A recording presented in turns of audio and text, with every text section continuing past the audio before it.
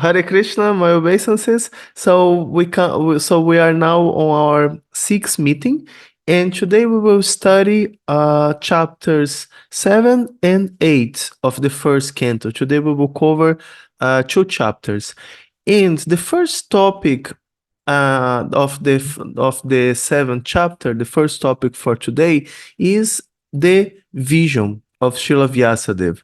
So it's here. Here.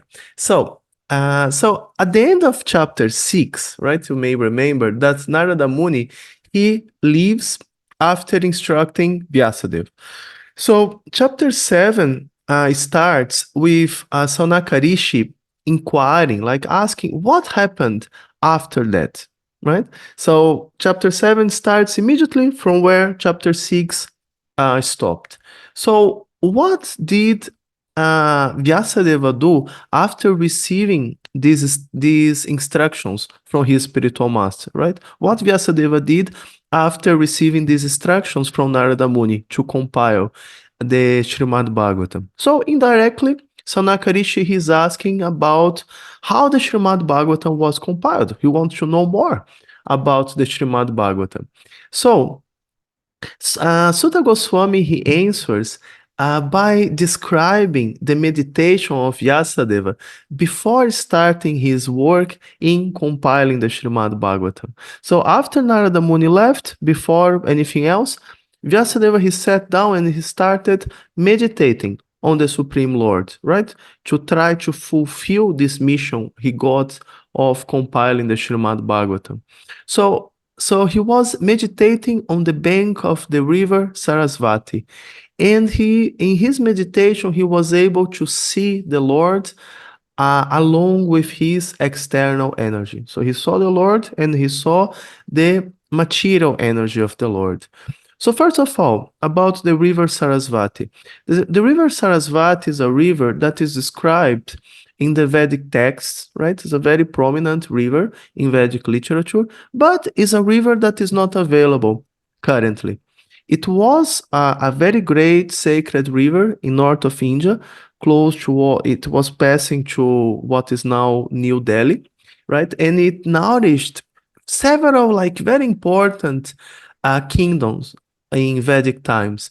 And from this description, like on Srimad Bhagavatam, it seems that Vyasadeva was situated in his hermitage, like in the Himalayas, close to the nascent of the river, right? So must be a very beautiful place that Vyasadeva was sitting. So now I'm reading from Srimad Bhagavatam 174. So, quote, "Thus he fixed his mind perfectly, engaging it by linking it in devotional service, bhakti-yoga, without any tinge of materialism. And thus he saw the absolute personality of Godhead along with his external energy, which was under his full control." So that's the description that we have in the Bhagavatam. What Vyasadeva saw in his meditation. So Mayavadis, they think that Maya can capture, right, parts of the impersonal Brahman. And when these parts, they realize, and these parts are us, right, the souls. And when these parts, they realize their real nature and they become liberated, right, they merge back in the Supreme Brahman, right? So that's what they think it works, that Maya can capture small pieces of the Supreme Brahman and put them under illusion. However, this verse that we just read, it dismisses this theory, right? Maya is not an independent force. Maya is one of the energies of the Lord, and it is completely under his control. And not only Maya is not capable of touching the Lord, but Maya is not capable of even touching the individual souls who are engaged in the service of the Lord, the eternally liberated souls, the Nitya Siddhas, right? Even then, Maya can't touch. So the only ones that Maya can capture are the souls who reject their eternal nature and become averse to the service of the Lord. These are the souls who are put under the care of the external potence of the Lord and become thus, covered by Maya, right? That's where we are now, right? Congratulations for us. So, originally, the soul has nothing to do with matter at all. They're just completely different. However, when the soul comes in contact with matter, the soul falls under the influence of the three modes of material nature, and under the influence of false ego. And then under this influence of false ego, the soul identifies with so many temporary forms, right, in this material world. Under the influence of false ego, the soul is prepared to accept any identity in the material world. Any identity. It can be a demigod, a human being, a hog, a dog, an elephant, a plant, anything. The soul is prepared to accept any of these positions, except his original position as a servant of Krishna. That's what the false ego does to us, right? This is all under the spell of the false ego. So in all these forms, of course, the soul performs material activities, and thus the soul becomes more and more entangled in the results of these activities, right? And this generates karma, right? And it means suffering perpetually in the material world, life after life.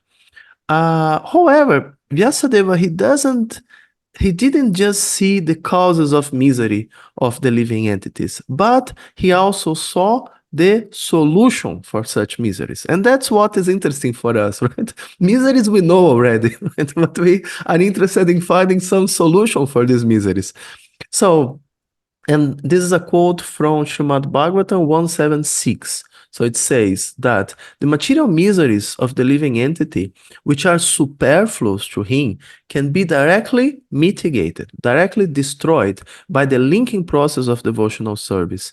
But the mass of people do not know this, and therefore the learned Vyasadeva compiled this Vedic literature, which is in relation to the supreme truth. So the goal of the process of devotional service is to reconnect the soul with Krishna, reestablishing our original position. And that's why devotional service is described here as the linking process, right? Because it means reestablishing this connection.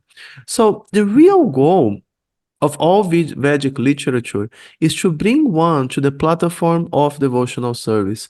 But in most of the books that compose the Vedas, and many of the Puranas even, this point is not so clear, right? So Vyasadeva he meditating on writing a book that could directly convey this message and nothing more. Just this, just the solution for all problems, just devotional service to Krishna. So in this way, he conceived the Srimad Bhagavatam, right? A book capable of extinguishing the lamentation, illusion, and fearfulness of the hearts of people. So after compiling and revising this original version of the Srimad Bhagavatam, he taught it to his son, Sukadeva Goswami, right? And this we already studied. And then we come to the next topic, that is that Atmaramas are also attracted to Srimad Bhagavatam. And this is an interesting thing, right? Because Atmarama means someone who is completely pure, right? Who doesn't desire anything. So Atmaramas are also attracted to Srimad Bhagavatam. So at this point, Śaunaka Ṛṣi, he asks another question. So Sukadeva Goswami was already an Atmarama, right? He was already self-realized soul even before his birth. He was satisfied with his own self, right? Therefore, he should not have been attracted to anything of these words, right? That's the definition. So how is that he accepted going back to his home, staying with Vyasadeva in the house that he had rejected already, right? After running away from, to sit there for many, many days to study such a vast literature as the Srimad Bhagavatam. How is that? So this is the question that Śaunaka Ṛṣi asks. What did Sukadeva Goswami had to gain by studying this literature, being him already a self-realized soul? And how it could attracted him? How could it have attracted him if he was not interested in anything of this world, right? Interesting question. Śaunaka Ṛṣi is very sharp. So the answer of Suta Goswami is a very iconic, very important verse of Srimad Bhagavatam. That's the famous Atmarama's verse that Chaitanya Mahaprabhu explained in 64 ways to Srila Sanatana Goswami. And that's another verse that maybe you may want to memorize, a very important verse. So that's the verse Atmaramas Chamunayo Nigranta Api Urukrame Kurvanti Haitukim Bhaktin Itam Bhutan Guno Harihi. So the translation is, all different varieties of Atmaramas, those who take pleasure in the Atma, or spirit self, right, self-realized souls, especially those established on the path of self-realization, though free from all kinds of material bondage, desire to render unalloyed devotional service unto the personality of Godhead. This means that the Lord possesses transcendental qualities and therefore can attract everyone, including liberated souls, right? That's Srimad Bhagavatam 1.7.10. So, so Prabhupada mentions something very interesting. He says that, quote, the Atmaramas are completely indifferent to material enjoyment in every respect. Srila Sukadeva Goswami had already attained that stage, and still he was attracted to undergo the trouble of studying the great Bhagavatam literature. This means that Srimad Bhagavatam is a postgraduate study, even for the Atmaramas, who have surpassed all the studies of the Vedic knowledge, right? So that's the interesting part. The fact that Sukadeva here. So the fact that Sukadeva Goswami became attracted to Srimad Bhagavatam, even being already a pure, liberated soul, it proves that not only the Srimad Bhagavatam is transcendental, but it also proves that devotional service to the Lord is higher than mere liberation, right? And it can and it's capable of attracting even liberated souls, right? If it was not higher than liberation, Sukadeva Goswami will not be attracted. If it was not completely transcendental, he will not be attracted. So this proves these 2 points. So again, this contradicts Mayavadi philosophy, because Mayavadis, they believe that when the Lord appears in our planet, he assumes a material body and acts under the 3 modes of nature. So this verse, however, it directly contradicts this. The Lord, if the Lord would accept a material body and perform, material activities, Sukadeva Goswami, he will not become attracted to such so-called pastimes, right? Sukadeva Goswami became attracted because he saw that this is completely transcendental. Therefore, Suta Goswami concludes that the Lord must possess transcendental qualities. In other words, not only the Lord is a person, but he's completely transcendental and can attract everyone, right? So Sri Chaitanya Mahaprabhu explained this verse in 64 ways to Sanatana Goswami, and he was interpreting the word Atmarama and the other words of the verse in many different ways. The purport of the explanations of Sri Chaitanya Mahaprabhu is that in a higher sense, the verse explains that Krishna can attract everyone, right? Not just the self-realized souls, everyone. So one may be educated or not educated, he may have money or not, he may follow the rules and regulations of the scriptures or not. Like, in other words, he may be pious or he may be not pious. He can be conditioned, by the three modes of material nature, right? Goodness, passion, and ignorance, or he may be free from these modes, and so on, right? But Krishna can attract everyone. It doesn't matter where he is. Krishna has something for him. Right? So when Krishna appeared in Vrindavan, he attracted everyone. He even attracted the birds, the bees, the trees, and the plants, right? So everyone in Vrindavan became attracted in love and affection for Krishna, right? So this is the point that the verse proves. So as this verse explains, right, this Atmarama's verse explains, even after one becomes free from all material contamination, there is still something higher, which is love for Krishna. And this love for Krishna or prema is the eternal nature of the soul. And only when one attains this prema or reattains this prema, he will become fully satisfied, right? And amongst all the Vedas, the Srimad Bhagavatam is the book that directly speaks about this pure devotional service to Krishna. And therefore, it can attract everyone, including all kinds of liberated souls, right? And it can attract us also, of course. So, after glorifying the qualities of Srila Sukadeva Goswami, Suta Goswami starts his narrations of the pastimes connected with the birth, activities, and deliverance of King Parikshit, right? Who he defines as the sage amongst kings, right? And he also speaks or describes other topics connected with the renunciation of the Pandavas. You remember that we studied in the previous session that the rishis, they made 5 questions. They asked 5 questions to Suta Goswami. So the rest of the first canto is to answer these 5 questions that were asked in the past chapters. So okay, then first topic here. Asvatthama is punished.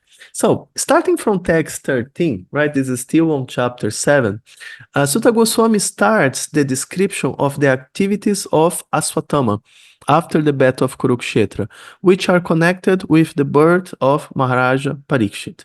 So, in the Bhagavad Gita, we hear a discussion between Krishna and Arjuna that happened before the battle of Kurukshetra, right? Dharma Kshetre, Kurukshetre, Samabeta, Yuyutsava. And now we will hear about something that happened immediately after it, right? So Bhagavatam, it starts immediately after the conclusion of the battle of Kurukshetra. So during the 18 days of the battle of Kurukshetra, almost all warriors on both sides died, right?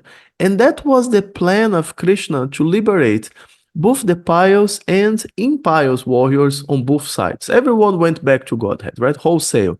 So the ones who were devotees, they attained the spiritual planets, and the ones who were like inimical, demons, and so on, they attained the impersonal Brahma Jyoti. But they were all liberated, right?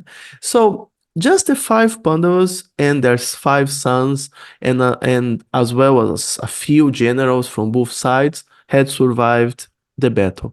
And amongst them was Asvatthama, who was angered by the death of his father, Dronacharya, right? He was very, very angry. And he was angry because he thought that Dronacharya had been killed in an unfair way by Arjuna and Drishtadyumna. So he wanted revenge for that. So Asvatthama, he understood that he will not be able to fight the 5 Pandavas. So he decided to avenge his father by killing the 5 sons of the Pandavas during their sleep. Right? He murdered 5 teenage boys when they were sleeping, and he cut their heads. So this is a very serious crime, right? So the sons of the Pandavas, they were just teenagers. They were also kshatriyas, they were also fighting the battle of Kurukshetra, but they were not as strong as their fathers, right? They were more like boys. So Asvatthama, he did a terrible thing, right? By killing all the 5 of them during their sleep. And then he brought, even worse, he brought the heads to Duryodhana.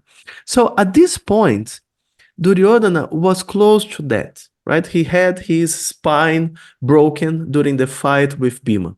So he was, agonizing. He was on the way on his way to death. So wanting to please him, Asvatthama lied. He told him that the 5 heads were the 5 heads of the Pandavas, right? The heads of the 5 Pandavas. And initially, Duryodhana, he was pleased. Oh, he avenged me, right? But then he decided to test. He pressed one of the heads to see how strong it was. And the skull easily broke. And he understood that these were not the heads of the Pandavas, but these were the heads of the 5 sons. And instead of being pleased, he started crying. Imagine, big man like Duryodhana crying. So you imagine the situation. He started crying because he understood that now not only he had lost the battle, but the whole lineage of the Kurus was destroyed, with the last descendants of the dynasty, right, the 5 sons of the Pandavas being killed. So in this way, he died in a very miserable way, right? Greatly distressed and dissatisfied with the terrible actions of Asvatthama, right? So you see that what Asvatthama didn't satisfy anyone, right? Even Dronacharya was so pained by that. Not Dronacharya, not Duryodhana. Even Duryodhana, he was so pained by that. And of course, even more distressed was Draupadi, right? Who had lost all her 5 children in such a terrible way. And it's mentioned in 1715 that Draupadi, the mother of the 5 children of the Pandavas, after hearing of the massacre of her sons, began to cry in distress with eyes full of tears.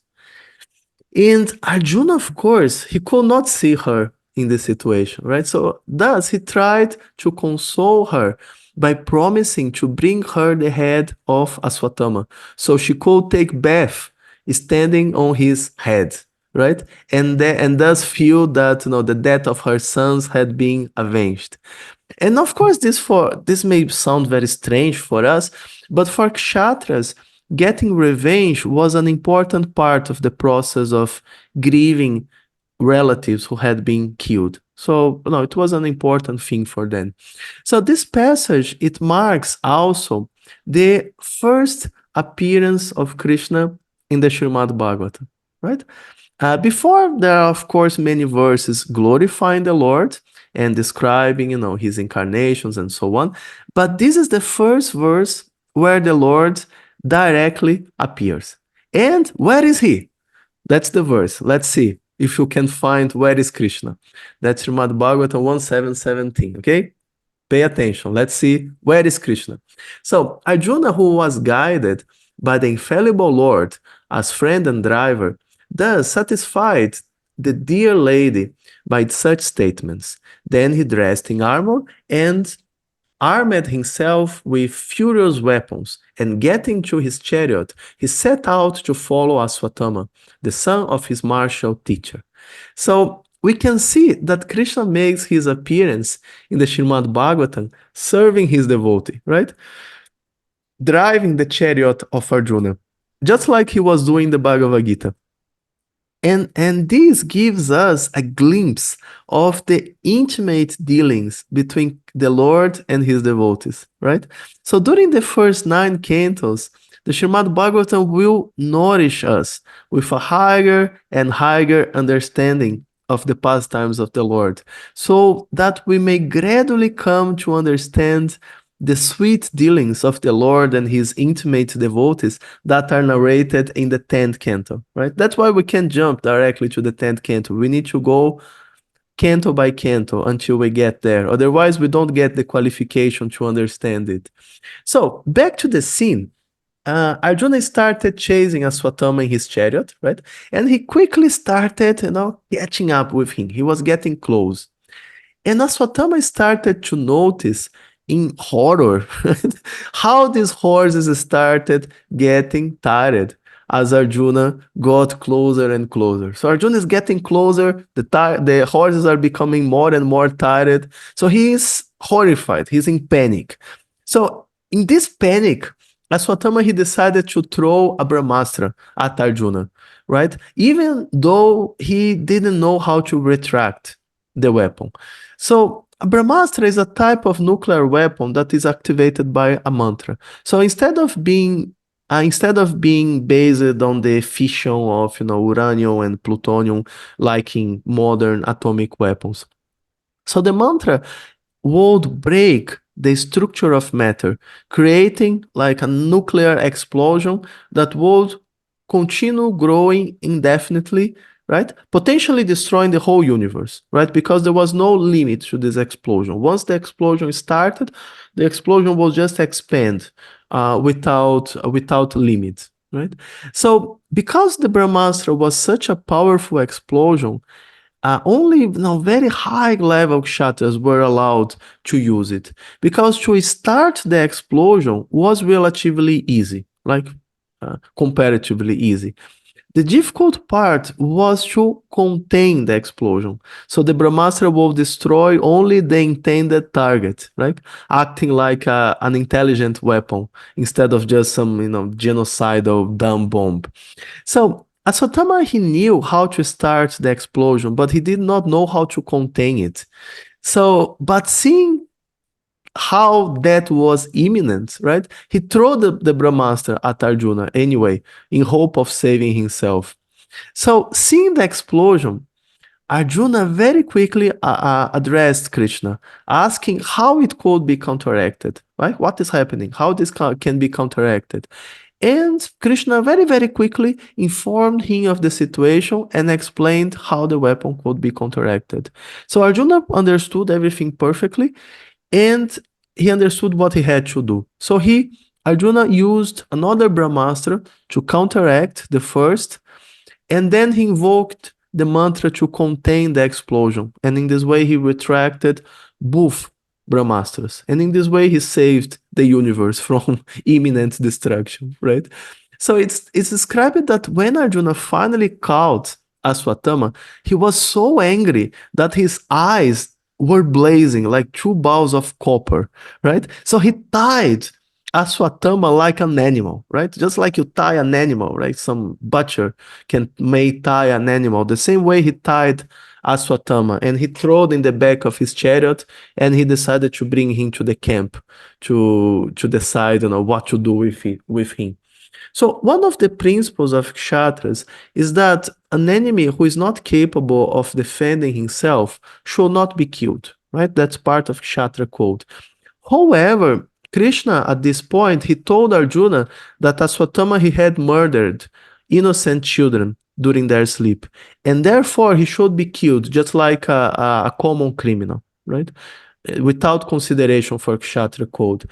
Because in this case, the principle is that a person who commits terrible crimes, like especially murder, he should be killed. So he may not have to suffer the consequences of his acts in the next life, right?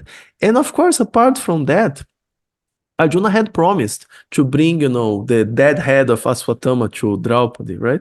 Therefore, Krishna voiced his opinion that he should be killed immediately, right? Even in this condition. However, Arjuna was a pure devotee, right? A great soul.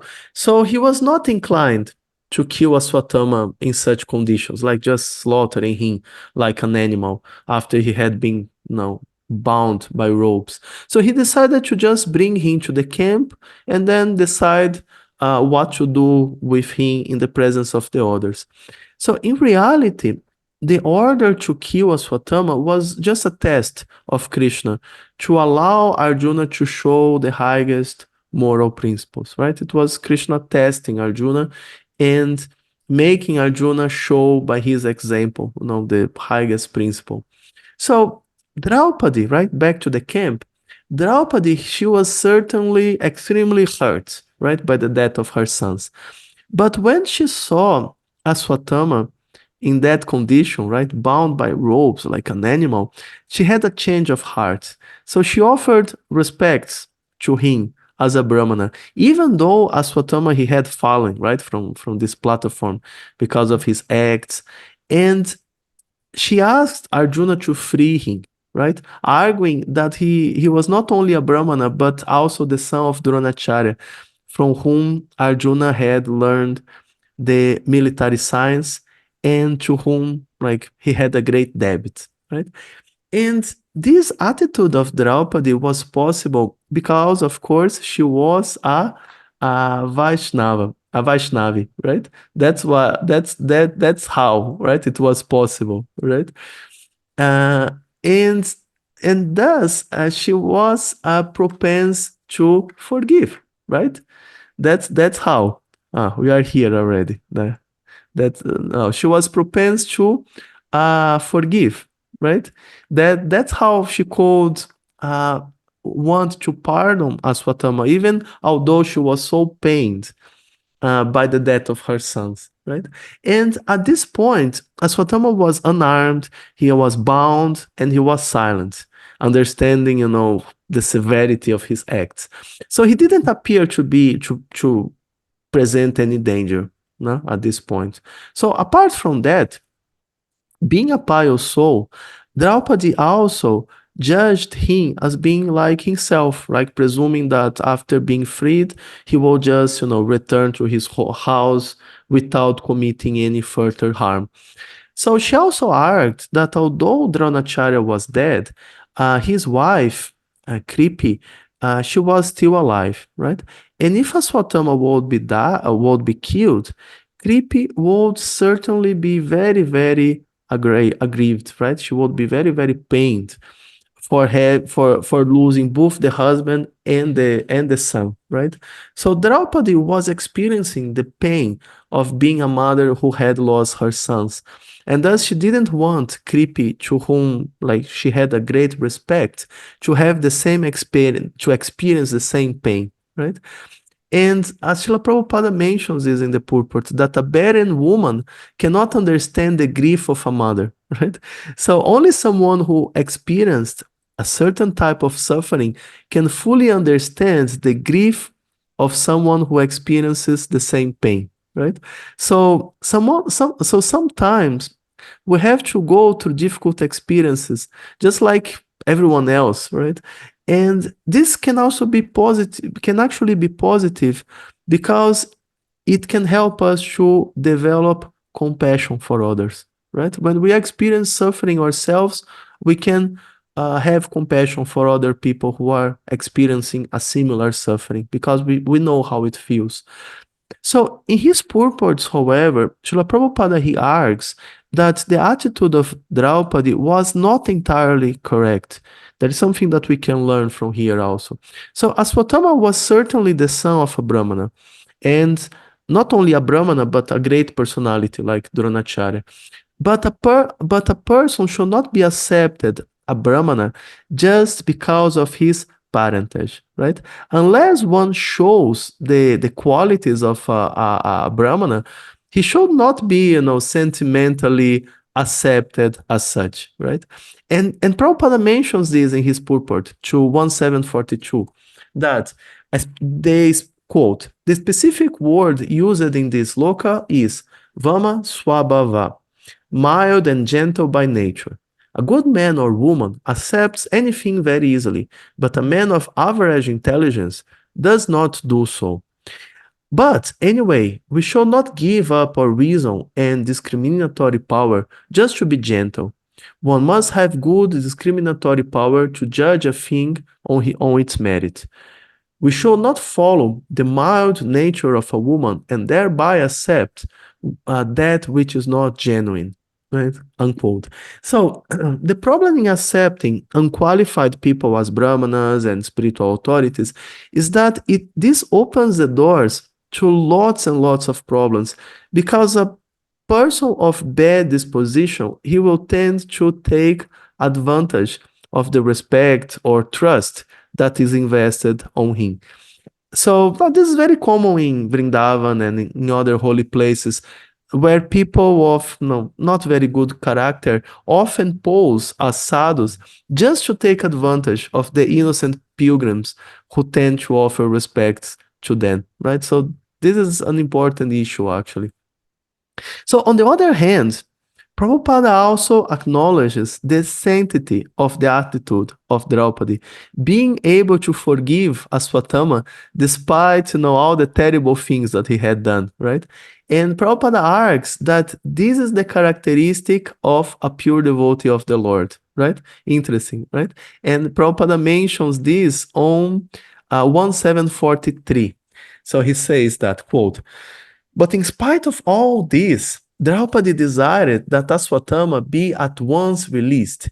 and it was all the same a good sentiment for her. This means that a devotee of the Lord can tolerate all sorts of tribulations personally, but still, such devotees are never unkind to others, even to the enemy. These are the characteristics of one who is a pure devotee of the Lord. So Draupadi made these points, right? And Yudhishthira agreed with this proposition of Draupadi. And he also concluded that Asvatthama should be pardoned, right? So Yudhishthira, of course, he was a very profound knower of the principles of Dharma, right?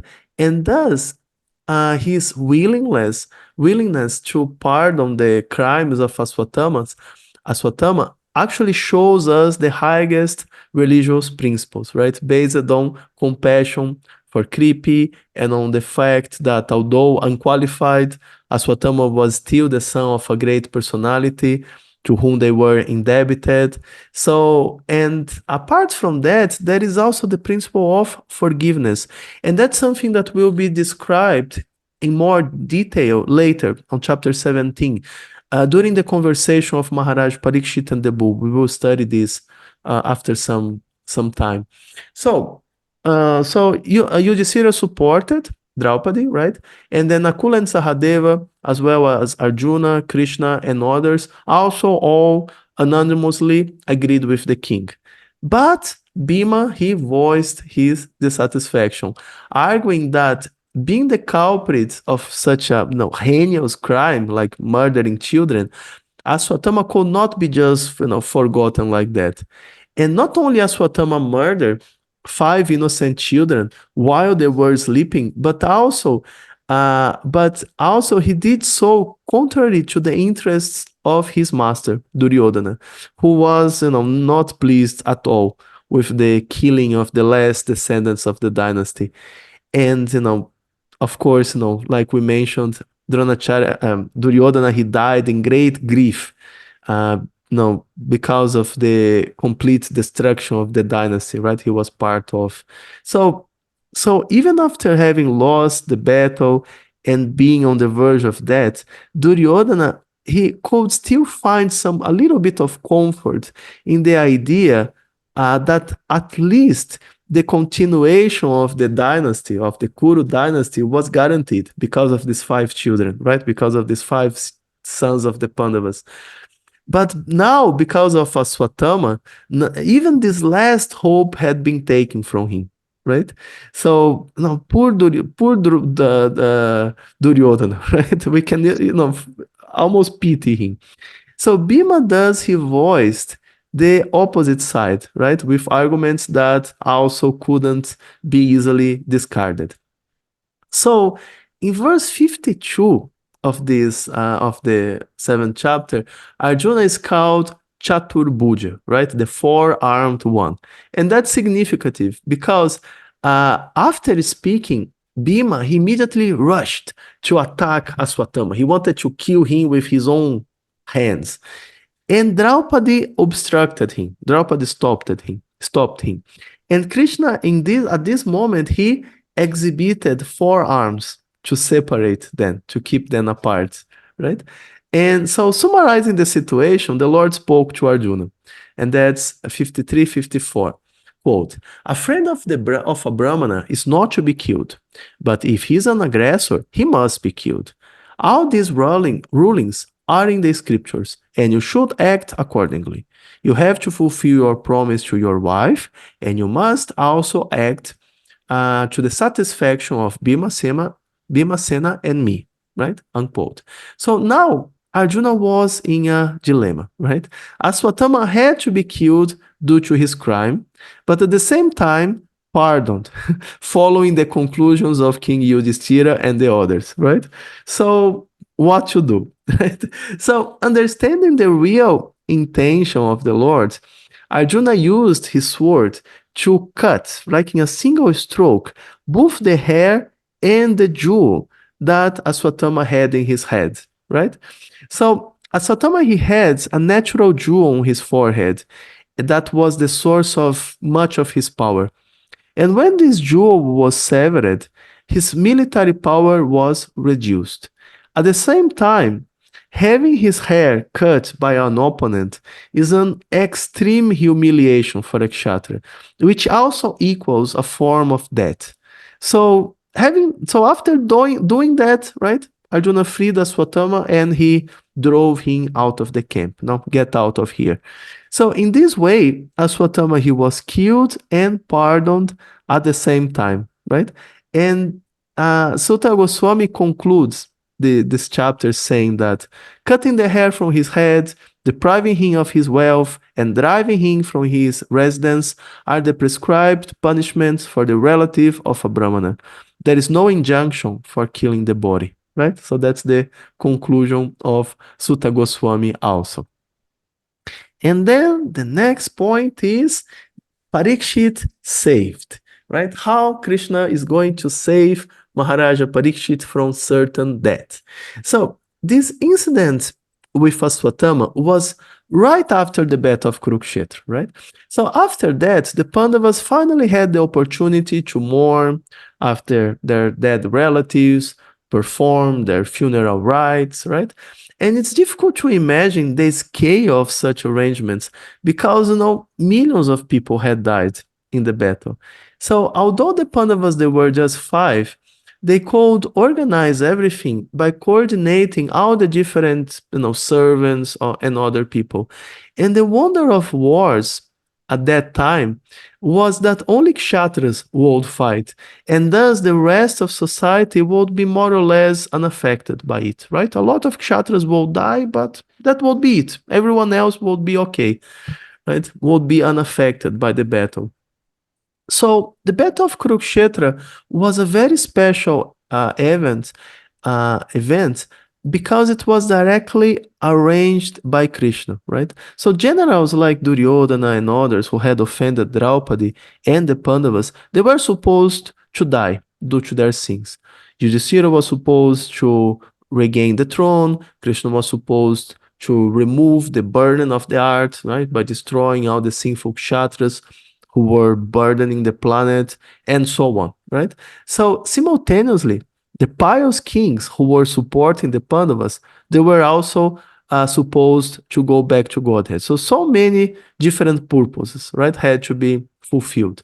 So all these different needs, they were reconciled by the Lord, who made like a transcendental plan to bring all the remaining kshatriyas together and organize a battle where they could kill each other, right? Krishna killed many kshatriyas, Jarasandha attacked Krishna so many times. Krishna killed so many kshatriyas, and the remaining kshatriyas, they were killed during the battle of Kurukshetra, right?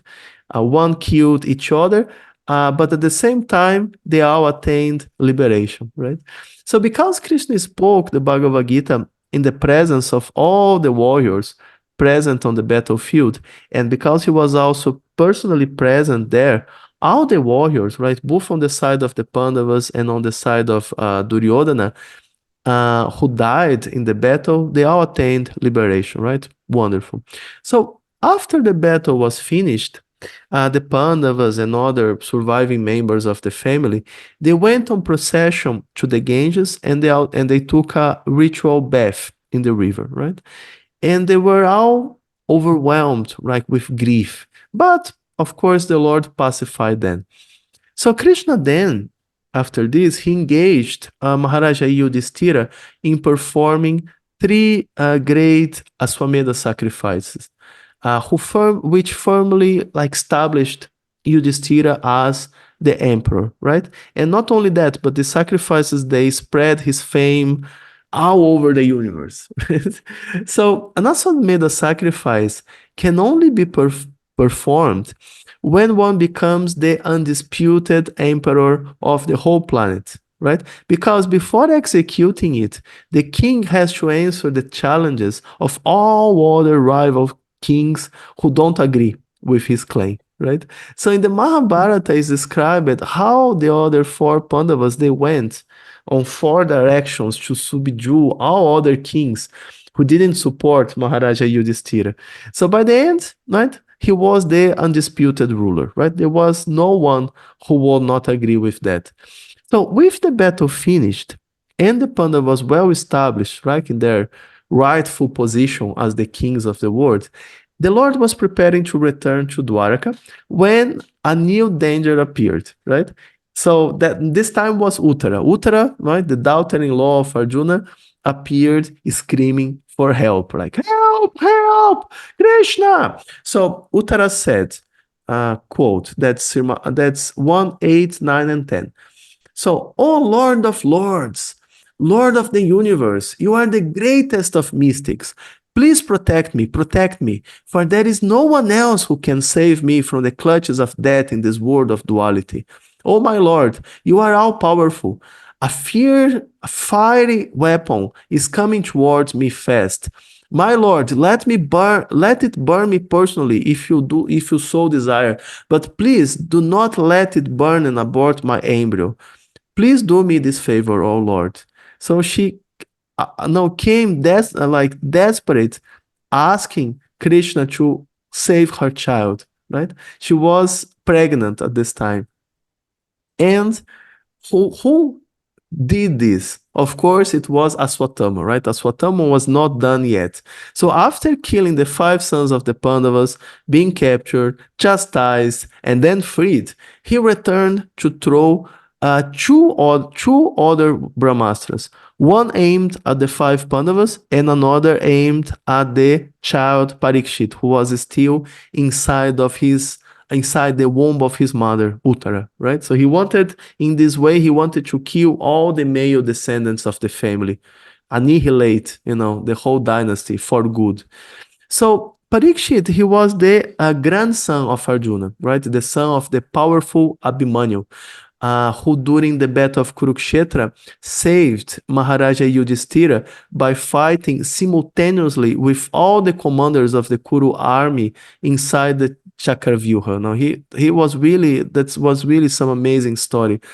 Right, to fight with Bhishma, to fight with Karna, to fight with Dronacharya, that's one thing. But to fight with all of them together at the same time, that's something that only Abhimanyu could do. Right, but by doing that, he was able to save Maharaja Yudhishthira from being captured and killed. So Abhimanyu, he had married Uttara when he was just 16 years old, shortly before the battle. And then he died in the battle, leaving her pregnant with their son, right? So after the death of the 5 sons of the Pandavas, he was the heir of the family, right? This was really the last descendant. So with these 2 Brahmastras, Asvatthama, he tried to kill simultaneously all the surviving male members of the dynasty, right? The 5 Pandavas and Parikshit. And of course, Krishna acted very, very quickly to protect his devotees, right? So he manifested simultaneously externally to protect the 5 Pandavas from the first Brahmastra, and also inside the womb of Uttara, right? To protect Parikshit from the second weapon. So, of course, Krishna is present everywhere as Paramatma already. So, therefore, it was not difficult for him to appear inside the womb of Uttara, right, with his Sudarshana chakra, like this, to save both her and the baby, right? And the Brahmastra is, of course, an extremely powerful weapon, but it's no match for the power of the Sudarshana chakra of the Lord, right? So this way, this Brahmastra was very easily dissipated. So as mentioned in the Srimad Bhagavatam, right, it says there, 1, 8, 14, 15, that, quote, the Lord of supreme mysticism, Sri Krishna, resides within everyone's heart as the Paramatma, and as such, just to protect the progeny of the Kuru dynasty, he covered the embryo of Uttara by his personal energy. O Śaunaka, glory of Bhrigu's family, although the supreme Brahmastra weapon released by Asvatthama was irresistible and without check or counteraction, it was neutralized and foiled when confronted by the strength of Vishnu, Lord Krishna, right? Interesting. So a little bit more about Maharaja Parikshit. So Parikshit, He had already been burned by the Brahmastra, but the Lord restored his body. And by his mercy, he was born as like a normal, healthy, strong baby. And this is mentioned on Srimad Bhagavatam 3317. A little later in Srimad Bhagavatam, this detail is revealed. Prabhupada there, he comments that the embryonic body of Parikshit, which was in formation after Uttara's pregnancy by Abhimanyu, the great hero, was burned by the Brahmastra of Asvatthama. But a second body was given by the Lord within the womb. And thus, the descendant of Puru was saved. Right? So, from inside the womb, the baby, he could see the Lord, right? This beautiful personality who had come to save him at the most dangerous moment. So the name Parikshit, it means examiner, because while he was growing, Parikshit was attentively examining all classes of men, trying to find this beautiful, supreme person whom he had seen from inside the womb. He was always looking around, oh, maybe this one, maybe that one. No. He was always looking for Krishna. So, what happened with Asvatthama?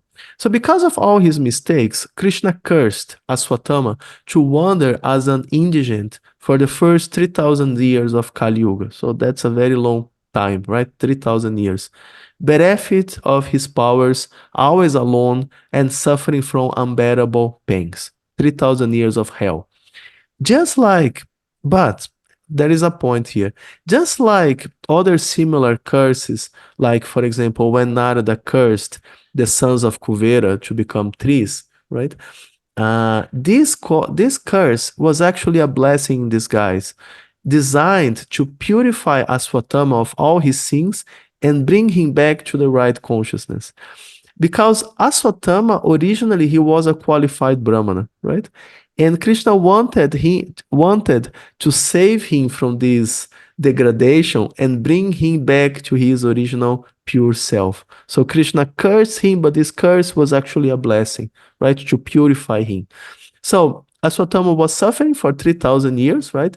And after suffering for these 3,000 years and regretting his mistakes, he returned to his original glory, and he was able to join Vyasadeva and other great sages in Badarikashrama while he's still alive. He's still there. And now Asvatthama, he is purified. He became a great sage, and he achieved like a celestial body that can live for millions of years. And he is now meditating, waiting to become one of the seven great sages of the universe at the beginning of the next Manvantara. Right? So interesting, right? The end of the story of Asvatthama. And now we enter into the final point for today, which is the prayers of Queen Kunti, right? Jai. So Kunti Devi, right, the mother of the Pandavas, she was, of course, a great devotee of the Lord, right?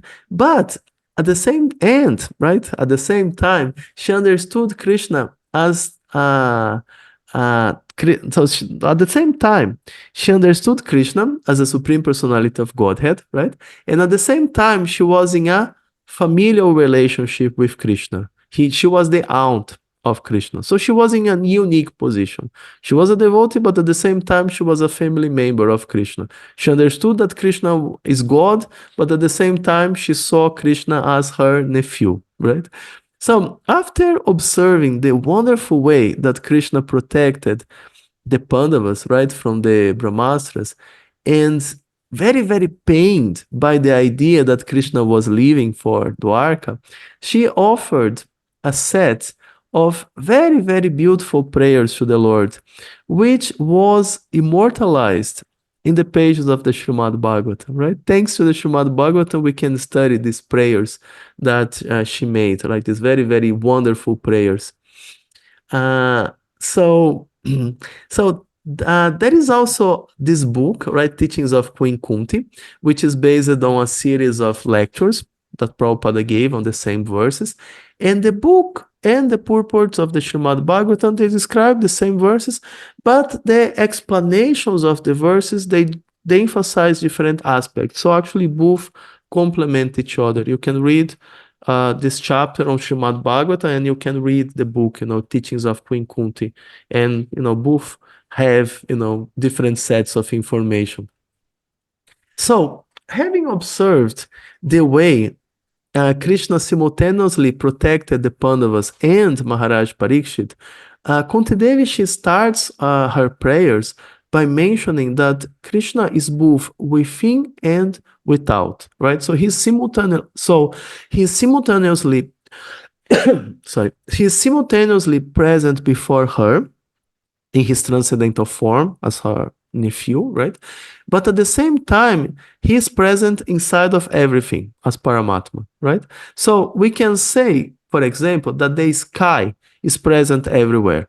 But this is because the sky doesn't have a form, right? A human being has a form, but no human being can be present everywhere, right? Because material form means limitation. So Krishna's form, however, is entirely transcendental. Therefore, Krishna can reconcile both, right? He can have a form and be everywhere at the same time. Or in other words, he can be all-pervading and localized at the same time, right? Interesting, right? And not only that, but he's invisible to all who don't have transcendental eyes.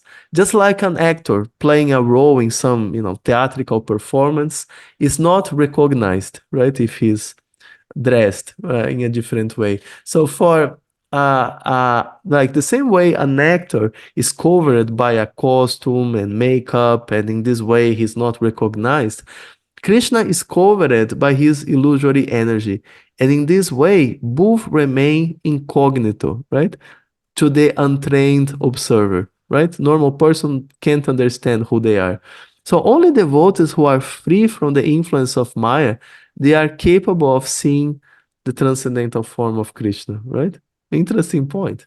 So if Krishna is so big, right? Why does he take the trouble of coming to this material world if he's so big, so important? And the answer is that he comes to give bhakti to advanced transcendentalists and gyanis, right? Who are pure and can discriminate between spirit and matter. And these great souls, they have the opportunity to take birth on this planet when Krishna descends and learn. When Krishna descends, right, they have the opportunity of coming here and learn from him the science of devotional service by associating with Krishna and Krishna's personal associates, right? So Kunti Devi herself, of course, she is one of these great personalities, but she puts herself in a humble position by asking, how then can we women know you perfectly, right? So how can we women, like if she was a normal person, right, an ordinary person, right? She acts in a very humble way. So traditionally, women, they don't have the opportunity to perform, heavy austerities or to be engaged, in advanced study of the scriptures like great sages.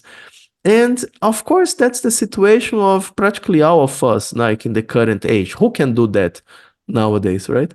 So, however, this is not the point. And that's something that Srila Prabhupada explains. This is purport to 1820. Prabhupada says, quote, "The Lord is so kind that he does not show special favor only to one who is a great philosopher. He knows the sincerity of purpose. For this reason only, women generally assemble in great number in any sort of religious function. In every country and in every sect of religion, it appears that the women are more interested than the men. The simplicity of acceptance of the Lord's authority is more effective than showing insincere religious fervor," right? Unquote. So interesting, right? What is most important is not material qualification, but sincerity. So we should approach the Lord with a humble spirit, right? Because a sincere and humble person can approach the Lord without difficulty. But even the richest and most powerful person can't get close to him if he's proud, right? So by her practical example, Kunti Devi shows us the right mentality to approach the Lord. Instead of trusting so-called material qualifications, we should pray for the mercy of the Lord. That's the way to approach him, right? Interesting. So, when Krishna was still a child, he killed Kansa, right? And he saved his parents, right? Vasudeva and Devaki. He also protected the Pandavas on many occasions when the Kauravas tried to kill them, right? And also he protected them from innumerable, uncountable dangers during their exile. And above all, Krishna had just protected them from the Brahmastras of Asvatthama, right? And Kunti Devi remembered all these pastimes, as well as also Krishna's pastimes in Vrindavan as Govinda, right? The enlivener of the cows and the senses. And that's another example for us. That's another thing we can learn from her prayers. That Krishna's most intimate names are names connected with his intimate devotees.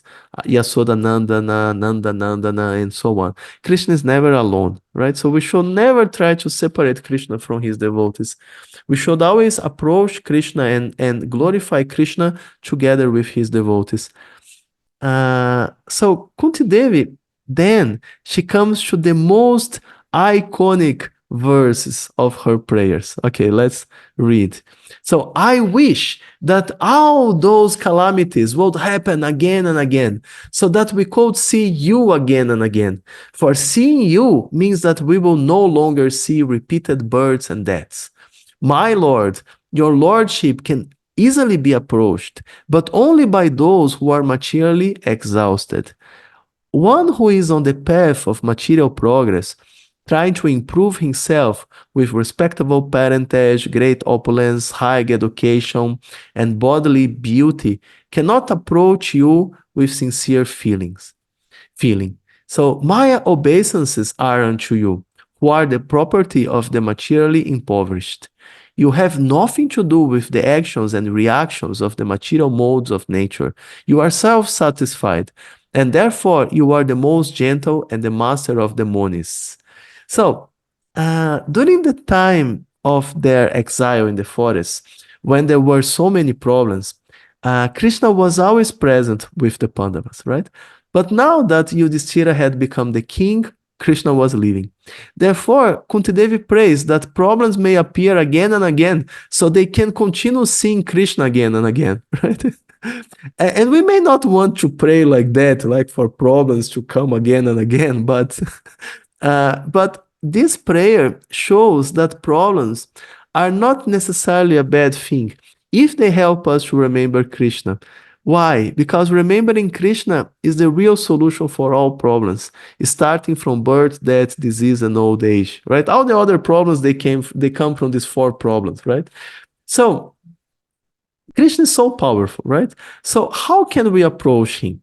So Kunti Devi says that it's actually very easy, but only for the ones who are materially exhausted, right? In other words, the ones who abandoned their hopes of improving their material situation, right? Because as long as a person is on the path of material progress, it is very difficult to approach Krishna with a sincere feeling. Right? Krishna is the property of the materially impoverished, because when a person feels he doesn't have anything or anyone else, right, and he starts to depend solely, only, exclusively on Krishna, then he or she can come close to him. But as long as we are counting on our material beauty, intelligence, and possessions, Krishna will remain covered by his illusory potency, right? And then Kunti Devi makes a very interesting point, right? O my Lord, I consider your lordship to be eternal time, the supreme controller, without beginning and end, the all-pervasive one. In distributing your mercy, you are equal to everyone.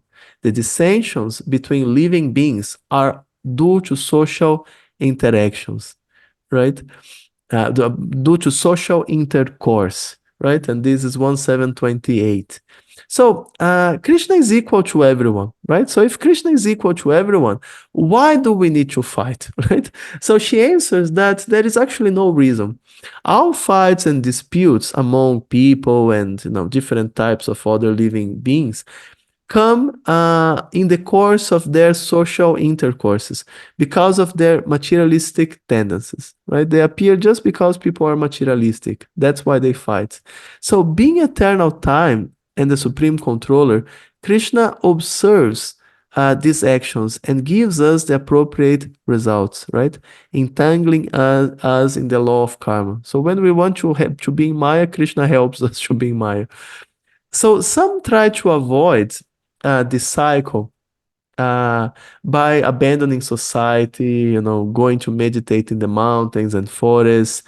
But there is another option, which is to purify our dealings with other people by the process of Krishna consciousness.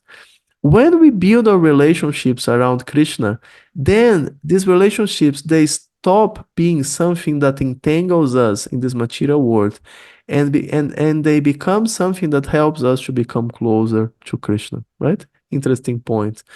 So our lives in this material world are always a sequence of calamities and dangers, right?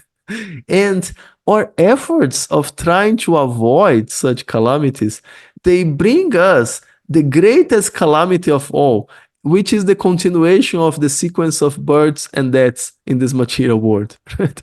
So a devotee doesn't intentionally search for material difficulties, but at the same time, he understands that difficulties are an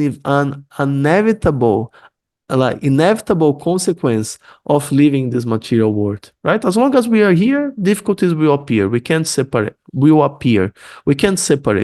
both things. Therefore, when difficulties appear, he, like a devotee, he just uses the opportunity to remember Krishna and take shelter of him, understanding that in any case, Krishna is the only one who can give us protection, right? Interesting, right? So next, Kunti Devi makes the point that Krishna reconciles many apparently contradictory characteristics. For example, he performs activities although he is transcendental, right? And thus he doesn't perform any material activities. He takes birth from Devaki, although he is eternal and unborn. He accepts being bound by a robe by Mother Yashoda, although he is unlimited, and so on, right? So the simple fact that Krishna appeared on this planet to show his pastimes is bewildering because he's the proprietor of everything and the supreme controller. And therefore, there is nothing that he can desire here, right? Why he comes if there is nothing that he desires here? Right? That's also interesting. So why Krishna comes? So some say that Krishna comes to glorify pious kings, such as Maharaja Yadu, right? For example, by appearing on their dynasty.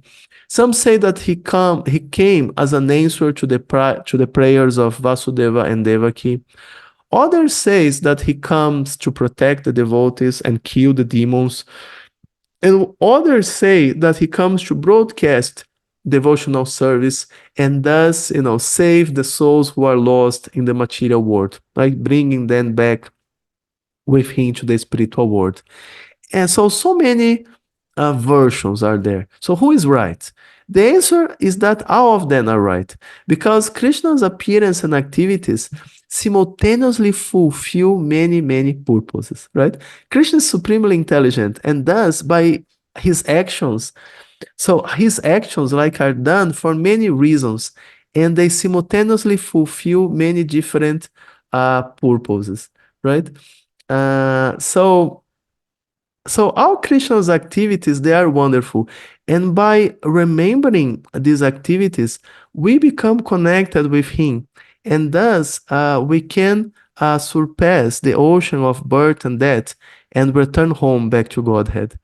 And this is yet another reason Krishna comes to perform his pastimes, to show us his wonderful activities, and thus attract us back to the spiritual world, where we can join him in these pastimes, right? And Queen Kunti prays that O Krishna, those who continuously hear, chant, and repeat your transcendental activities or take pleasure in others doing so certainly see your lotus feet, which alone can stop the repetition of birth and death. And that's Srimad Bhagavatam 1.7.36. So, Kunti Devi prays like that. However, the greatest fear of Kunti Devi is that the Lord may leave, right? And with him preparing to leave for Dwarka, it seems imminent that Krishna is leaving, right? So how would she and the Pandavas be able to survive without the company of Krishna, right? Especially after having so much of his association. So for us, living without Krishna may not appear to be such a big problem because we are so long in this material world that life appear to be normal. However, for pure devotees, the idea of living without Krishna, even for just a moment, is just like unbearable. So Kunti Devi, therefore, she feels divided, right? So the Pandavas, they are her sons, and the Vrishnis and in Dwarka are members of her paternal family, right? So if Krishna stays with the Pandavas, she and her sons will be happy.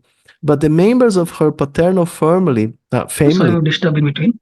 who are awaiting for Krishna, right? They will suffer, right? And then she asks Krishna to cut the ties of affection for both families, so her love could flow to Krishna without impediment, right? So beautiful, right? So she prays that, O Lord of the universe, O soul of the universe, personality of the form of the universe, please therefore sever my tie of affection for my kinsmen, the Pandavas and the Vrishnis. O Lord of Madhu, as the Ganges forever flows to the sea without hindrance, let my attraction be constantly drawn to you without being diverted to anyone else. Right? And that's 1:8, 40, and 41. And then she concludes that, O Krishna, friend of Arjuna, O chief amongst the descendants of Vrishni, you are the destroyer of those political parties which are disturbing elements on this art. Your prowess never deteriorates. You are the proprietor of the transcendental abode, and you descend to relieve the distresses of the cows, the brahmanas, and the devotees. You possess all mystic powers, and you are the preceptor of the entire universe. You are the Almighty God, and I offer you my respectful obeisances. So this is Srimad Bhagavatam 1:843, right?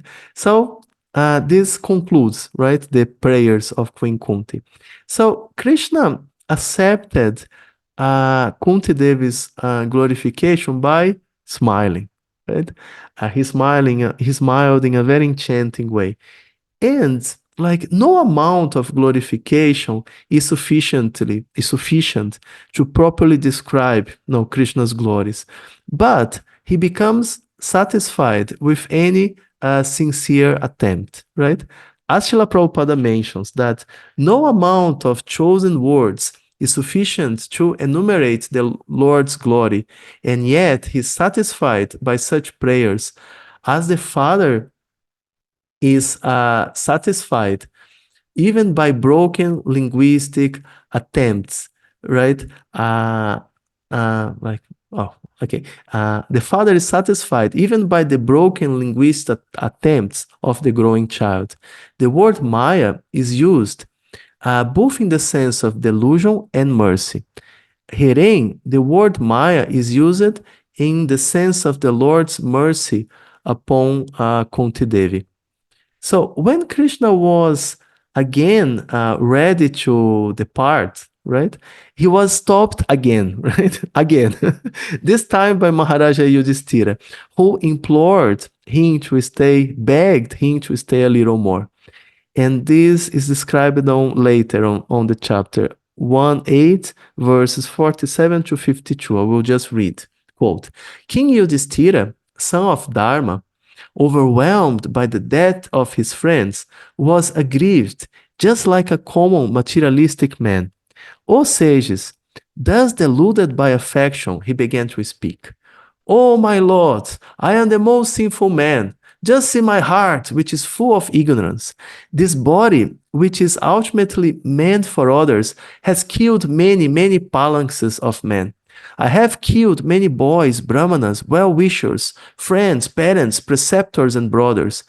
Though I live millions of years, I will not be relieved from the hell that awaits me for all these sins. There is no sin for a king who kills for the right cause, who is engaged in maintaining his citizens. But this injunction is not applicable to me. I have killed many friends of women, and I have thus caused enmity to such an extent that it's not possible to undo it by material welfare work. As it is not possible to filter muddy water through mud or purify a wine-stained pot with wine, it is not possible to counteract the killing of men by sacrificing animals. So this is what Maharaja Yudhishthira says.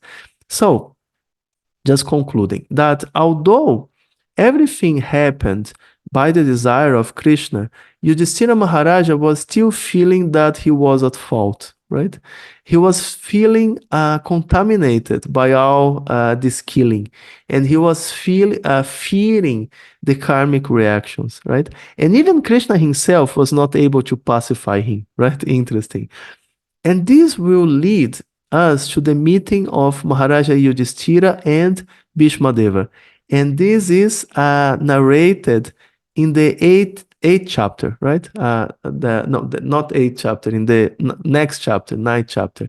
So Krishna organized this meeting so Yudhishthira could hear directly from the grandfather before passing away, right? Before he passed away. And thus, he could be able to surpass this lamentation and become settled in his duties as a king, as a monarch.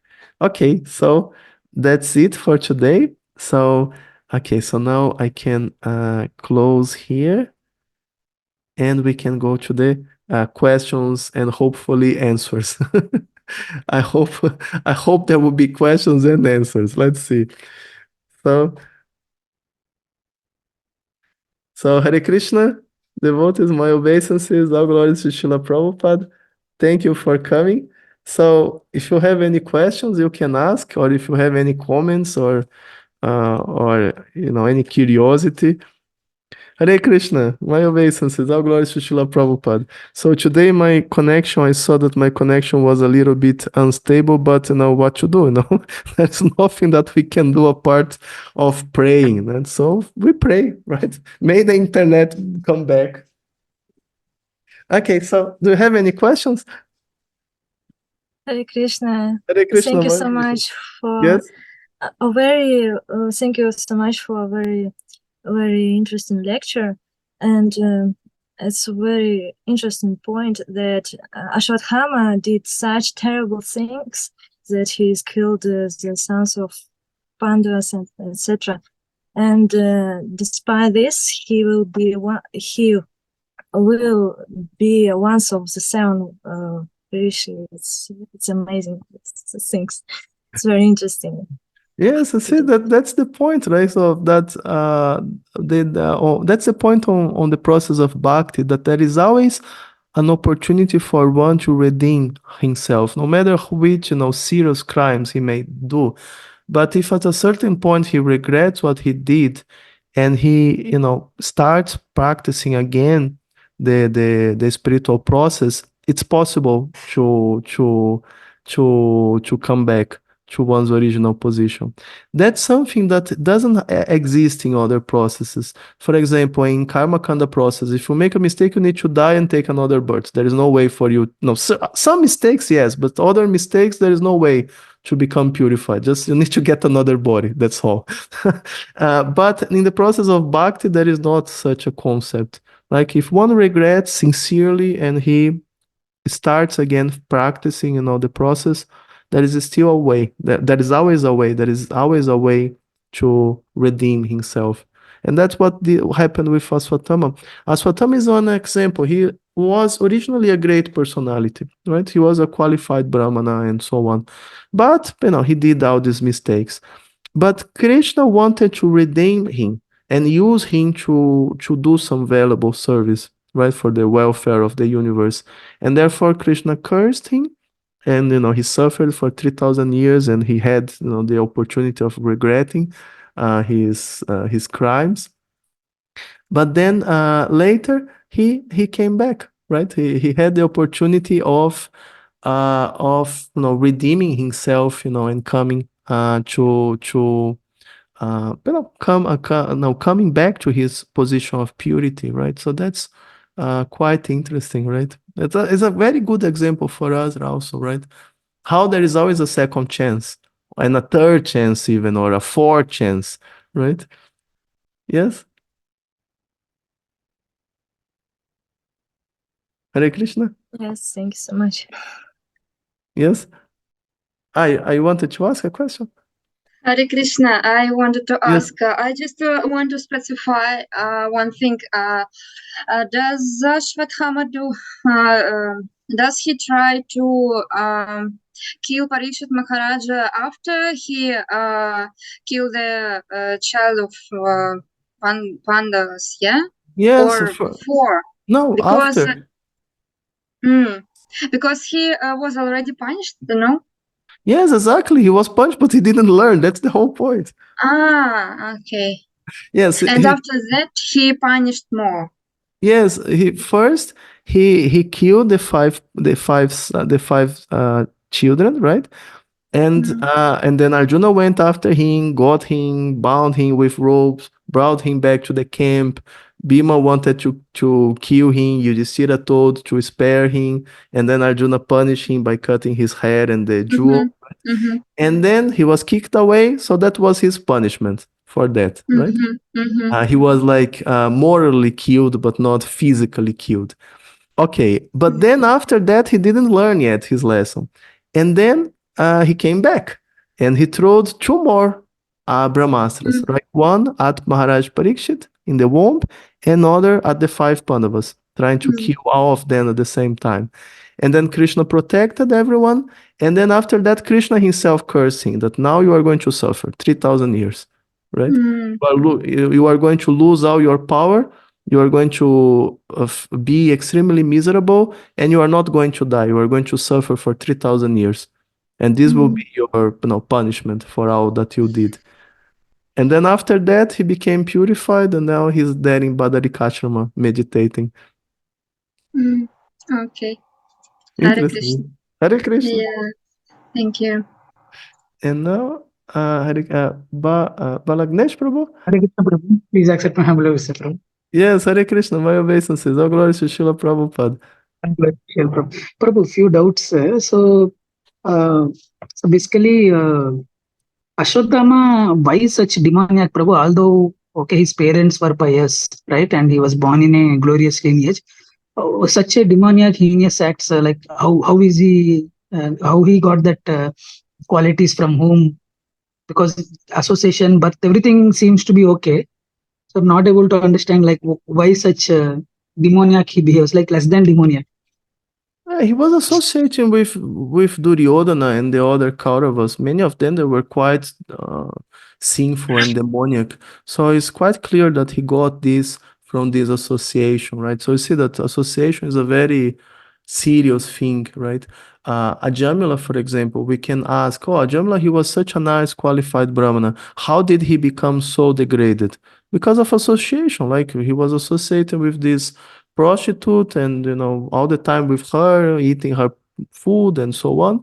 And gradually, this affected his consciousness. He became more and more degraded. So consciousness is very, very important. That's why Prabhupada, he makes, these points that, devotees, that we should make, communities. So devotees, they can give, together, they can live together in communities, so the devotees can associate with other devotees.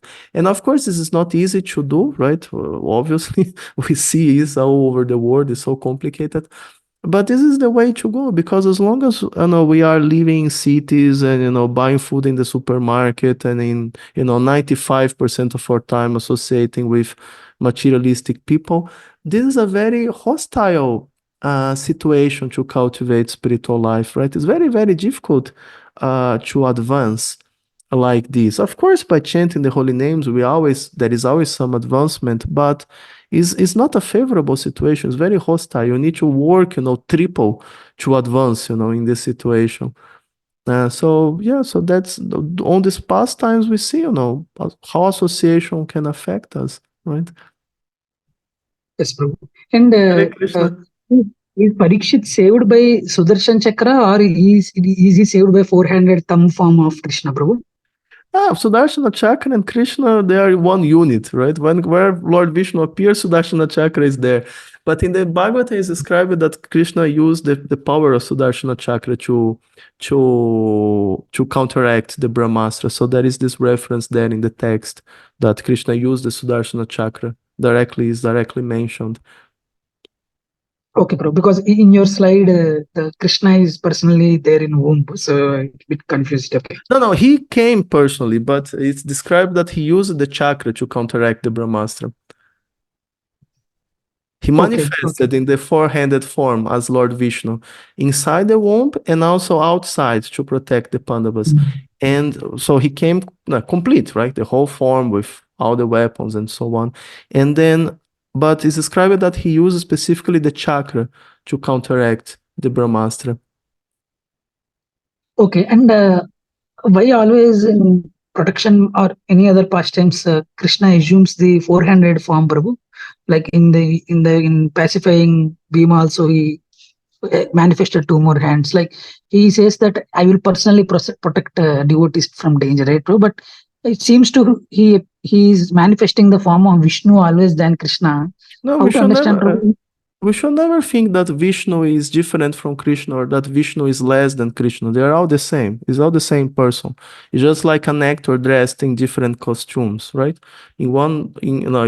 There is the original actor, like with his children and with his family, and there is him at work, him in the this play or that other play, but it's all the same person. They are not different persons. You understand? So he just dresses in a different way. So Krishna, he expands in all these forms of Vishnu, but they are all Krishna. They are all the supreme person. They are all the same personality of Godhead. It's just that Krishna shows a part of his qualities more or less according to the role of each different expansion, but it's the same person. But there is also a peculiarity that Krishna himself, as the original Krishna, he doesn't fight demons, and he never leaves Vrindavan. He's always there in Vrindavan, playing with his associates, and he doesn't have anything better to do because that's the best thing for him to do. So every time that he has to fight demons, what happens is that Vyasadeva manifests out of his body. Vyasadeva is one of his first expansions, right? So Vyasadeva comes out of his body because originally Krishna includes all the forms, right? All the forms are included in the body of Krishna. And then Vyasadeva comes out, fights with the demons, kills the demons, and then he merges back into Krishna. That's actually how it works. So actually Krishna doesn't stop his playing to fight the demons. He continues playing and Vyasadeva appears, fights with the demons, boom, and then he comes back and merges back into Krishna. That's how it works. So always Krishna fights with the demons. Even when it appears that it's Krishna, he's fighting as one of his expansions. It's not like really personally as Krishna fighting with the demons. That's also interesting technical detail. Krishna can do all kinds of things, right? It would be good if we could be like that also, right? We are at home, enjoying with our families, and then, some unpleasant business had to be done, and we could just expand, and then the expansion goes to, do what needs to be done, and we just stay at home, right? But for us, that's not possible. Only Krishna can do like that. Very interesting, Prabhu. Thanks. And one more question can I ask, Prabhu? Okay. Prabhu, in 9th chapter 18th verse, Prabhupada writes like this. And by his external expansions, he incarnates himself in the material world amongst men, animals, demigods to re-establish the forgotten relation with living entities. Actually, his expansions are all part of what is the verse, Prabhu? I got lost here. 1:9:18, Prabhu, last line. 1:9:18, okay. Yeah, last line. Okay, on the purport. Yes, Prabhu. Okay. Last, and by his external expansions, he incarnates himself in the material world. And by his external energetic expansion, he incarnates himself in the material world amongst men, animals, or demigods to establish his forgotten relation with the living entities in different species of lives. And great authorities like Bhishma, however, escape his bewilderment by the mercy of the Lord. Yes. Yeah. So incarnations are his internal potency, right, Prabhu? It's not external energy. Please correct me if I'm wrong.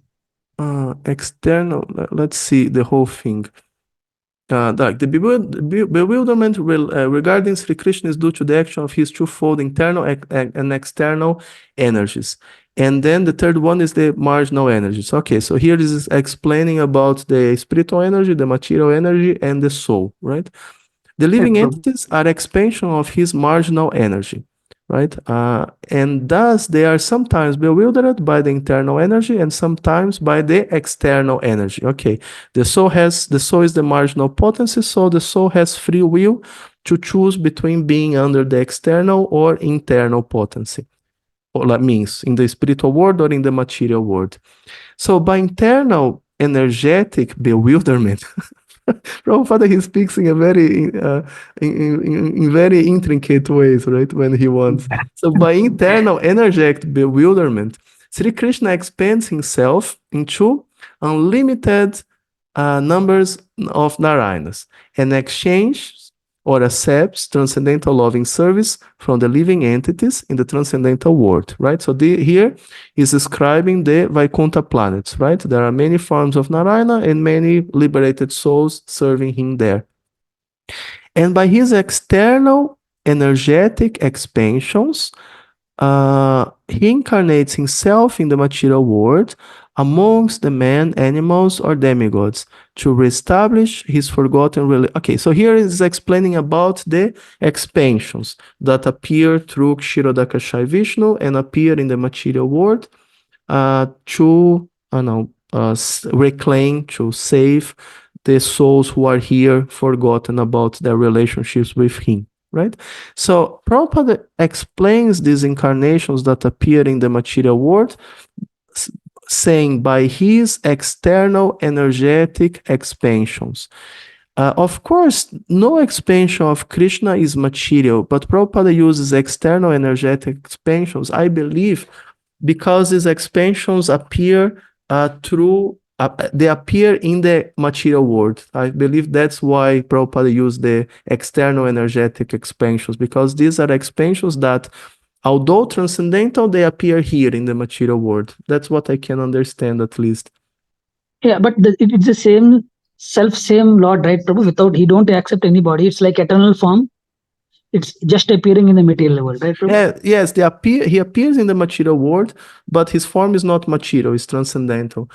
Then how come it is external energy, Prabhu? External energy is basically less conscious when compared to marginal or internal, right, Prabhu? No, Prabhupada is just using the word external energetic expansions. I believe that Prabhupada is just wanting to give the idea that they appear in the material world, nothing more. We should not overinterpret what Prabhupada writes. We should not pay attention to individual words. We should pay attention to the flow of the text. Prabhupada is explaining about the incarnations of Krishna. So obviously, the incarnations of Krishna are not material. Prabhupada explains this, millions of times. So this means that if he uses the word external, it must mean that he used this word external in the sense that they are appearing in the material world. That's all. He is just trying to describe this. We shouldn't try to overinterpret that, maybe there is some, conspiracy theory here that actually the forms are material or something like that. No. Okay, yeah. It's like internal energy expansions and beyond internal energy among various species in material world, right, Prabhu? Yes. That's how we get on. Okay. Hare Krishna. And what is the example of men, animal, demigods? What are the examples of them, Prabhu? He incarnates himself in the material world amongst the men, animals, or demigods because he appears in many forms. Sometimes he appears as like in the form like a human being, like for example Dhanvantari. Sometimes he appears in the form of an animal like Kurma or Varaha. Sometimes he appears in the form of a demigod, like so many forms, like he appears in some divine form. So that's also what he's describing here. Thanks a lot, Prabhu. I'll post in the questions group, Prabhu, other doubts. Okay, Sorry Hare for Krishna. taking. Yes, Mataji Ananda Sundari. Hare Krishna, dear Krishna. devotees, please My accept my obeisances. humble obeisances. My question is about Asvatthama. I heard from senior devotees that he's still somewhere around Govardhan. He's still there, I've heard. Can you comment on that? It's mentioned it's mentioned in the Bhagavatam that he's in Badarikashrama. Badarikashrama is not very far from Mathura. But probably what it means is that, like for example, there is Badarikashrama, that is somewhere in Bhumandala, in like different dimension where Vyasadeva is with the sages, but the same holy place of Badarikashrama manifests in Mayapur, for example. There is a place in Mayapur called Badarikashrama, and there we can visit the holy place. Although we can't see Vyasadeva because we are not qualified, but it's an expansion of the place. The same way, it may be somewhere in Vrindavan where that also Badarikashrama manifests in the same way. So then you can say that Asvatthama is there, right? So it means that he is on this material plane in this universe, right? Yes, he's here. He's with not, us here. He's just like in a subtle dimension. He's not like in a form that we can go to, knock in his door and take selfies with him. But he's still in the material world. He's just in some kind of subtle form, just like Vyasadeva and these other sages. And it's his like punishment to be here. Why he didn't went on a different plane?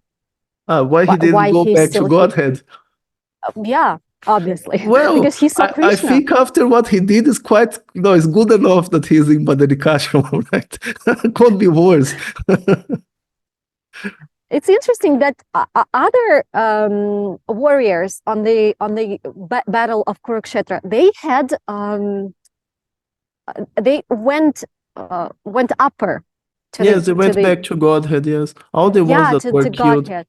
But Asvatthama, obviously, I mean, he stayed on this plane, on this material plane, I guess. Yes, it means that he was very sinful because he made that horrible offense to family of. I believe it because of a combination of both. One, he did some terrible things, but two, he also had some role to play. Just like, many demigods, they incarnated and they participated on Krishna's pastimes. But then when Krishna left their universe, they had to go back to their positions in the celestial planets. And they need to finish their service there, and then from there they can go back to Godhead. So Asvatthama it appears that he's some similar case, although he associated with Krishna, but he has some function to perform in the material world as one of the 7 sages. So he has to stay here until the end of his term. And then after that, he's free to go where he wants. Okay, I see. Thank you so much. Yes. But that's already, like I said, a great mercy of Krishna, after what he did, that he's going to become one of the 7 sages, right? Yeah, it's true. Hare Krishna. Hare Krishna, thank you so much. My obeisances. And then there is a question here from Arya Anurag. Hare Krishna Prabhu, is there anything beyond Yoga Maya? Since Krishna is unlimited, this material realm seems to be oddly specific and maybe just one of many possibilities that emanate from him. Also, is there anything mentioned above what has happened in other universes, and if they have affected us in any way? So first of all, this point about other universes. If what happens in other universes affect us here? And the answer is no, because there is a very big separation between the universes. Like the universe is like a coconut, right? We imagine a coconut. There is some empty space inside. Half is filled with water, the other half is air. And in the case of the universe, that's the space where the planets are. And just like a coconut, a universe has these many layers of coverings. But in the case of the coconut, the covering, is like this, is a few, maybe 2 inches or 3 inches or something like that. It's not very extensive. But in the case of the universe, the coverings, they are just, gigantic. There are 7 coverings. Each covering is 10 times bigger than the last one. So it's practically unlimited. So the universe, they are separated by such huge distances, and it's not just space, it's these coverings made out of elemental matter. So there is no way what happened inside one universe to affect another universe, right? So we just see what is happening here in our own universe. We don't see what is happening outside in other universes. And then about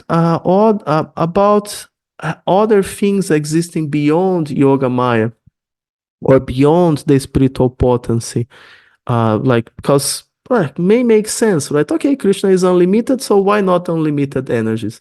But the point is that Yoga Maya is unlimited, so there is no need of another energy apart from Yoga Maya existing, because Yoga Maya is already unlimited. And unlimited in the spiritual world means like really unlimited.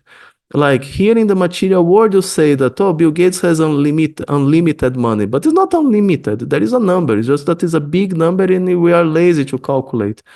But there is a number. There is a limit for how much money he has, or how many years the universe exists, or how many, grains of sand in the planet or whatever. There is always a limit. We just may not be able to count it. So, but when we speak about spiritual worlds, everything is really unlimited. There is really no limit for time, for space, and for everything else, right? So really, Yoga Maya is really unlimited. So there is no need of existing any energy beyond Yoga Maya, because Yoga Maya is unlimited in itself, in herself. Okay. Okay, anything else? Today we had so many questions. Okay, Arya Nurag Prabhu. What is the true nature of the Sudarshan Chakra? People show it as a mechanical weapon. No, of course it's not mechanical. That's our imagination. Sudarshana Chakra actually is one of the features of Sudarshana Chakra is time. And time destroys everything. Time is a force that no one can stop. So that's one of the features of Sudarshana Chakra, right? Kala, time. And there are many other features that are described in the scriptures. Sudarshana Chakra is composed of spiritual energy, right? So it has a spiritual form and spiritual qualities, just like Krishna himself. Okay.